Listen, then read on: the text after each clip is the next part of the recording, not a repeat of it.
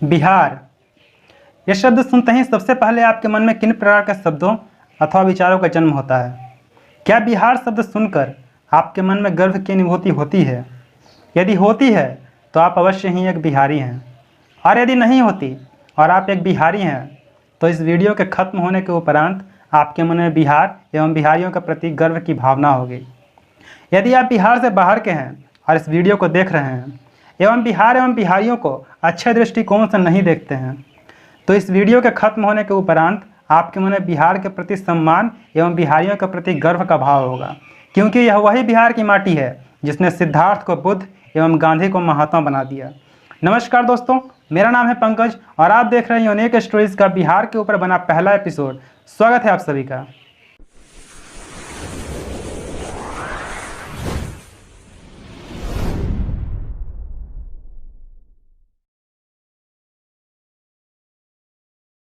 बिहार का इतिहास अत्यंत ही समृद्ध एवं गौरवशाली रहा है।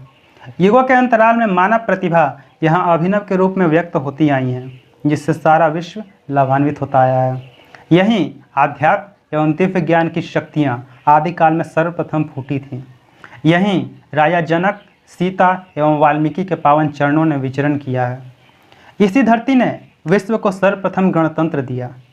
जिस वक्त अधिकतर सभ्यताएं, जिसमें पश्चिमी सभ्यता भी शामिल है, जंगलों में खाना बदोश जिंदगी अर्थात आदिवासियों का जीवन व्यतीत कर रही थी, उस वक्त बिहार के वज्जी में, जिसकी राजधानी लिच्छवी हुआ करती थी, अपने राजा का चयन गणतंत्रात्मक विधि से करके किसी राज्य की सत्ता में जनता की भूमिका को उजागर कर रहा था। बिहार की इसी धरती पर भारत का पहला साम्राज्य मगध साम्राज्य स्थापित हुआ, जिसके नेतृत्व में भारत के एकीकरण का प्रथम सफल प्रयास किया गया। भारत में पहली बार एक केंद्रीकृत प्रशासनिक ढांचे का निर्माण हो पाया। बिहार की इसी धरती से पहली बार साम्राज्य, गणराज्य, वैराज्य, धर्म राज्य एवं एक राज्य जैसे सिद्धांतों का जन्म हुआ। विश्व के प्रमुख धर्म जैसे जैन धर्म, बौद्ध धर्म, वीरशैव धर्म, लश्करी पंथ, दरिया पंथ एवं वैष्णव धर्म का संबंध बिहार से ही है। कहा जाता है कि विश्व के 2/3 प्रमुख धर्मों की जन्मस्थली भारत है, लेकिन मेरा कहना है कि भारत के 2/3 धर्मों की जन्मस्थली बिहार है। इस पूरे मानवता को सत्य, अहिंसा एवं वसुधैव कुटुंबकम, पूरी दुनिया एक परिवार है, का संदेश यदि किसी ने दिया है तो बिहार ही है। बोध गया में निरंजना नदी के किनारे अमर पीपल वृक्ष के नीचे समाधि सिद्धार्थ ने आत्मज्ञान की प्राप्ति कर अपने आप को बुद्ध में तब्दील कर दिया एवं अपना पहला ज्ञान सारनाथ ने दिया। ये दोनों ही स्थान बिहार में ही अवस्थित हैं। यदि हम जैन धर्म की बात करें तो जैन धर्म के 24वें तीर्थंकर एवं जैन धर्म के वास्तविक संस्थापक महावीर स्वामी जी का जन्म वर्तमान वैशाली एवं उस वक्त के वज्जी गणराज्य के गांव कुंडल ग्राम में राज परिवार में हुआ था। 30 वर्ष की आयु में इन्होंने अपने घर का त्याग कर दिया एवं आत्मज्ञान की खोज में निकल पड़े। 12 वर्ष 6 महीने एवं 14 दिनों की कठोर तपस्या के बाद इन्हें आत्मज्ञान की प्राप्ति हुई। जीवन के अंतिम समय में इन्होंने संलेखना पद्धति से अपने तपभूत शरीर को पावापुरी में चीर विश्राम दिया। ये सभी स्थान बिहार में ही अवस्थित हैं। बिहार की इसी धरती पर भारत के सबसे महान सम्राट अशोक ने युद्ध विजय की नीति को त्याग कर धम्म विजय की नीति को अपना लिया था।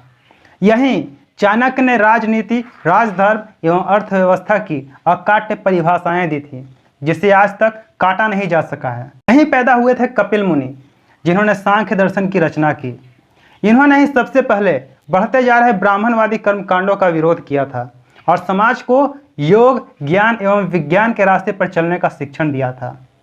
महावीर एवं बुद्ध के दर्शनों में भी सांख्य दर्शन की एक स्पष्ट भूमिका नजर आती है। बिहार में ही जन्मे ऋषि गौतम की यदि हम बात करें तो इन्होंने 6 दर्शनों में से एक न्याय दर्शन की रचना की। इन्होंने ही सबसे पहले वाक विद्या एवं तर्क विद्या का वर्णन न्याय दर्शन में किया था। इसके साथ साथ इन्होंने तर्क, ज्ञान, आध्यात्म का बहुत ही सटीक वर्णन अपने न्याय दर्शन में किया है। बाबा साहेब भीमराव अंबेडकर ने भी भारतीय संविधान की रचना के वक्त न्याय दर्शन का अध्ययन किया था। बिहार की इसी मिट्टी में खेलकर बड़े हुए थे ऋषि याज्ञवल्क्य, जिन्होंने हिंदू स्कूल्स के विभिन्न स्क्रिप्चर्स में से एक बृहदारण्यक उपनिषद की रचना की, जो 108 उपनिषदों में से 10वां है। बृहदारण्यक उपनिषद कृष्ण यजुर्वेद का एक उपनिषद है।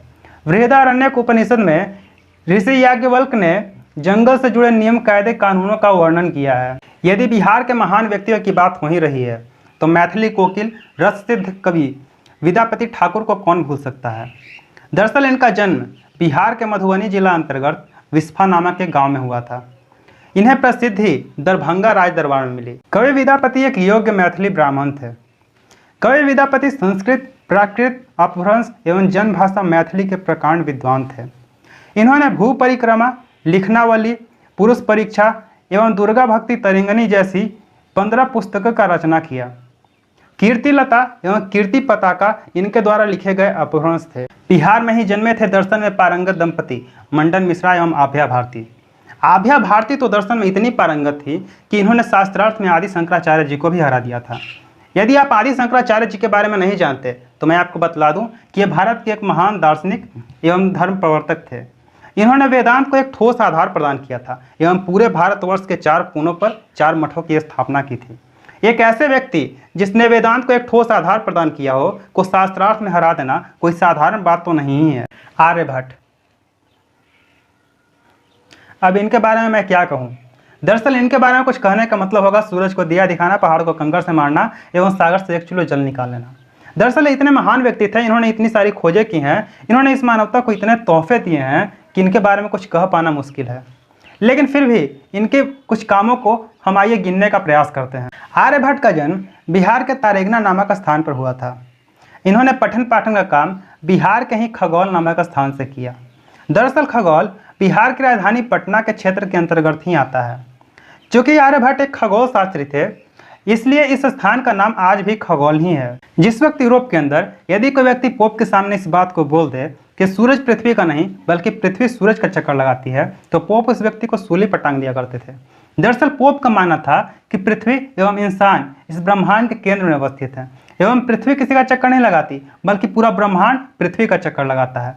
उससे तकरीबन 1000 वर्ष पूर्व ही आर्यभट्ट ने इस बात का लिखित प्रमाण दिया था कि पृथ्वी अपनी धुरी पर घूमती है एवं सूरज का चक्कर लगाती है।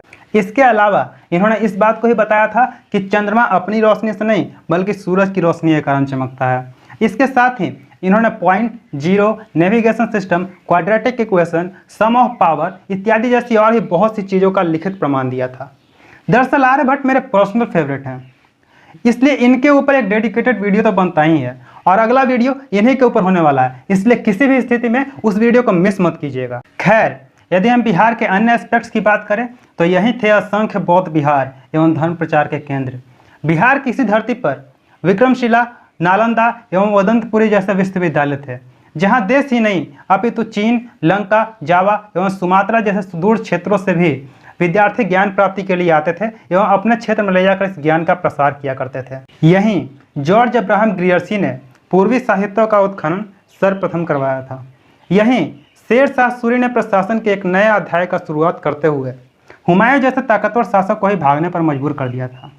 यहीं वीर कुंवर सिंह ने अभूतपूर्व शौर्य का प्रदर्शन करते हुए भारत के प्रथम स्वतंत्रता आंदोलन में अपना अभूतपूर्व बलिदान दिया था। जी हाँ, यह वही धरती है जहाँ राष्ट्रपिता महात्मा गांधी ने भारत में सबसे पहले सत्याग्रह का प्रयोग किया था।